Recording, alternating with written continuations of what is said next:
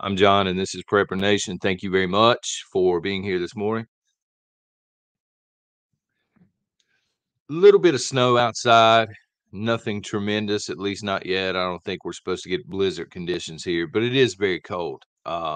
Anyway, did you know that prepping is illegal? Well, technically, hoarding is illegal, right? But the lines have been blurred. The lines are very, very gray on this. What constitutes prepping versus what constitutes hoarding. So I want to talk about a few executive orders that have been signed throughout history and explain to you why prepping in itself, prepping the way we think of it, is technically illegal, folks. So 50 US Code 4512. Y'all can Google that if you want to. Hoarding of designated scarce materials is illegal. Now, again, what we constitute as prepping, the government and government officials, especially during emergency circumstances, they constitute as hoarding. So anything beyond 72 hours worth of food and supplies, they can legally take from you. This is what, again, 50 US Code 4512 is actually saying. Now, again, the lines are blurred here on this as well because what constitutes 72 hours worth? 72 hours worth to the government may mean one meal a day, may mean one bottled water a day for each person in your family. 72 hours may mean, hey, grand total to keep somebody alive. You may have 6 people in your family, this sort of thing. So, as we approach this from a prepping standpoint, right? 72 hours, yeah, it's good on you if you have 72 hours worth of food because a lot of Americans don't. But to me, that's not really prepping. You need a lot more than that. You need a lot more than 3 days worth, right? So I disagree with our government on this.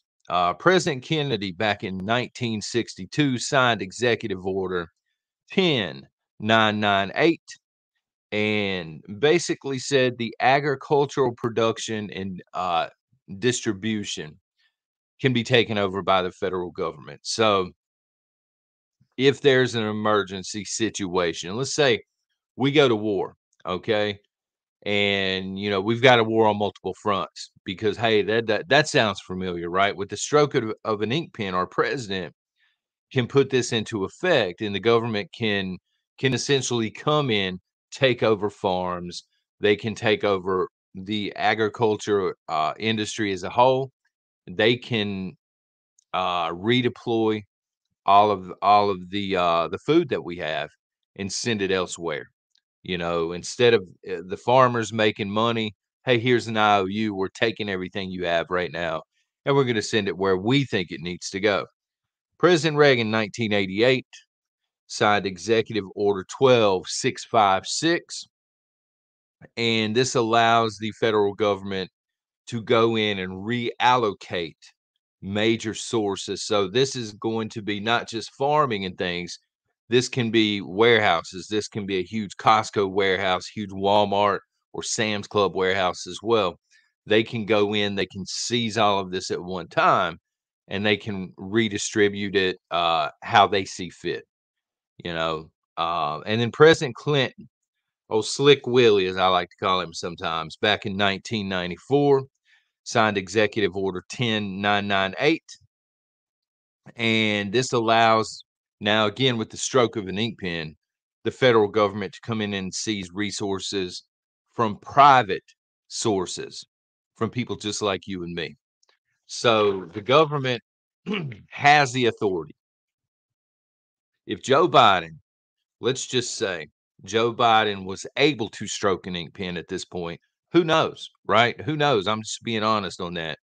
But if he strokes an ink pen and signs it into law, now the government, the federal government, the state government, even the local government has the legal authority to come and take your stuff and leave you with whatever they deem is 3 days worth of stuff.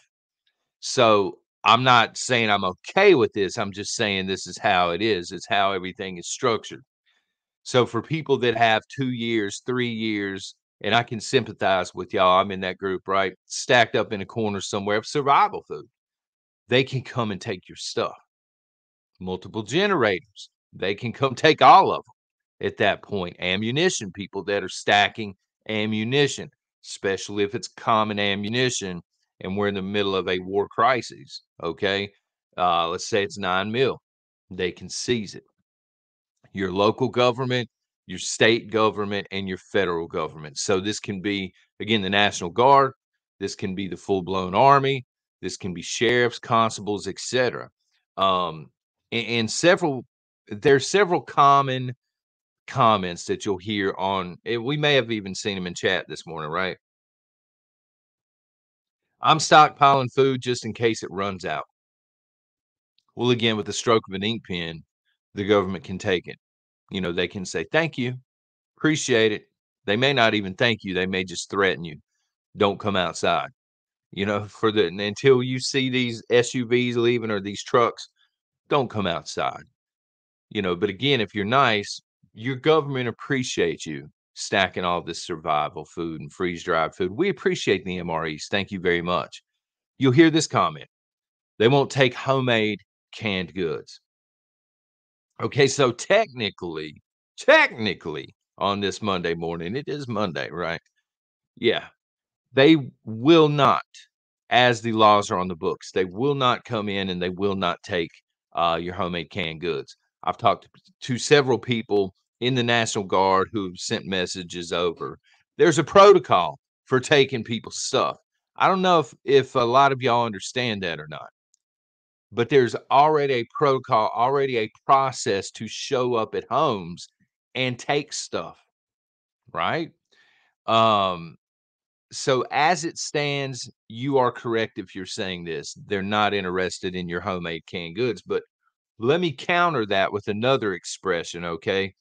A good soldier can always find food, right? So depending on the wartime situation, you know, it may be legal, it may be illegal. The Constitution in itself may be suspended by the government. You know, if we balkanize, we go into a national divorce like people have been talking about here lately, and soldiers show up at your door. You know, maybe they're soldiers from another government entirely. If they show up, yeah, they may take your stuff anyway, your canned goods. Well, I mean, what are you going to say at this point? You know what I mean? If you've got Chinese soldiers in your home with automatic weapons and they're like, yeah, load the green beans, or however you would say that in Chinese, get all the green beans. What are you going to do? You're going to stand up and say, no, no, you can't take those. Those are homemade and those have been canned by me. They're going to take whatever they want to take. And spoiler alert, even if they don't want the food, especially if they're hostile toward your region at that time, they're not going to leave you with it. They're going to smash it into pieces and leave it laying on the floor. Okay, so just understand that. I'll hear this, and we're going to cover this more this week on the Radioactive podcast because we're going to be talking about tracking, government tracking, and stuff. The government doesn't know what I have. I paid in cash. I assure you they do. The government knows most everything that you have. Why? Because a lot of people don't understand how tracking works. And again, we'll get into that. Some people will jump in the chat and they'll start naming off what they have because they're crazy. You know, I've seen content creators, Backwoods brought this up last week backstage. He and I both have seen content creators just turn the phone on because they want views on YouTube and they'll go through their inventory of stuff. And we're like, why would you do that, son? It's ignorant. But I digress. The point is, the government probably has a pretty good idea because of all the cameras, because of the paper trail, because maybe you used a card here, because the store has to report, hey, we sold this many generators. There's a list somewhere. And the government is very, very intrigued and interested to know who bought these jennies, who bought these firearms. The government knows more than you think they do about this kind of stuff. This This video this morning is not intended to discourage prepping. I'm about to lose my voice, I think. Uh-oh. Loose lips sink ships. So you should be prepping, but you can't be stupid about it. Okay, so loose lips sink ships. That's a World War II expression. You know, the girl's pretty, she's flashing her eyes at you. Don't run your mouth. You know, don't take 3 shots of whiskey and then open up and start talking about stuff that you shouldn't be talking about. So in this case, if you're prepping, all right, content creators or otherwise, don't go through and inventory your stuff. Don't let everybody know how much land you have, how much help you need. Understand, people are going to be in chat trying to bait you, trying to find out what you have, trying to find out where you live, trying to get you to spearhead the revolution and things like this. You got to be smarter than that, okay? Don't keep everything in one place. Cannot emphasize this one enough. You've heard the phrase putting all your eggs into one basket. Don't do it, son. Don't keep all of your stuff in one place. Even if you just have the one home or apartment or property, whatever the case may be, have some of your stuff stashed elsewhere throughout the house. Don't keep it all in the cupboard because look, you may not have advance warning. You know, you may get a call from, you know, Grandma Lucy, and she may say, oh God, uniformed people just showed up and they took my pinto beans, son. And they took my packs of Kool-Aid, my Flavor Aid, because you can't afford Kool-Aid in Joe's economy, right? But you may not have any warning. They may show up to your house first. You may be the one calling poor old Grandma Lucy and letting her know, hide the Flavor Aid. Put it under the floorboards. They're coming, right? Don't keep it all in one place, is what I'm trying to tell you. Have the ability to conceal things quickly. Have places in your home that you've already designated to hide stuff, should it come down to it, that you can get to quickly, places that uniformed people are not going to be looking because they don't have 14 days to search your home. This is another comment. Well, you can't hide anything from the government. There's technology out there now. They can scan the ground. They can look, man. The technology exists, but just because it exists, don't mean your local National Guards are going to be carrying it all with them, right? The folks that I've talked to, at least, they have a 10-minute window to sweep a home, to ask a few questions, and then move on to the next home. They're not going to set up a CSI investigation in your home unless you give them reason to do so. All right. So just hide the stuff where they're never going to look, act stupid. Prepping. What's that? What's prepping, son? Is it on that Rumble platform? Is it on YouTube? What's going on? So, several times throughout history, we have seen where the government has implemented something very similar to what we could be seeing coming. Okay, so the American Civil War, World War I, World War II, and the pandemic. A lot of people don't know this. I know we got some Biden fans in chat. I'm kidding, by the way, but we do have Trump fans. Both of the presidents, Biden and Trump, actually signed anti-hoarding executive orders during the pandemic. Remember when the commercials would come on TV? Hey, there's no reason to buy 2 cans of pinto beans. We have plenty. Well, behind the scenes, the presidents were signing laws saying people are not allowed to hoard. It's just what the government does.